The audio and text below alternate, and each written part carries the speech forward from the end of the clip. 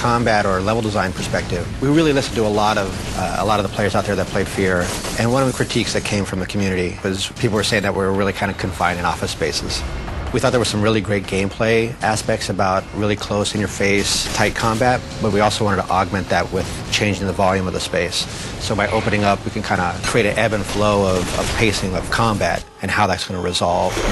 We went to places like a nuclear facility, we went to a school, we went to a hospital. We would go with artists, we would go with sound, we would also go with level designers. So now when they're actually building the environment that they're going to have combat in, they can actually build spaces that feel viable, that feel realistic to the player.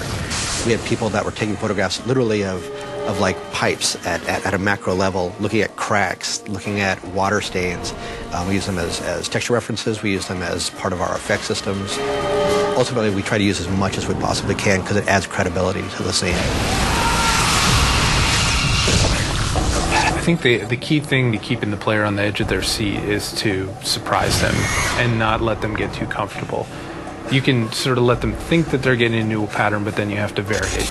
We basically built a color story, much like they do in film. You know, as things start to become a little more tense, you're going to start to see more aggressive colors. And as things start to become a little more subdued in the story, we're going to kind of bring down that color map so that it starts to feel a little more relaxed.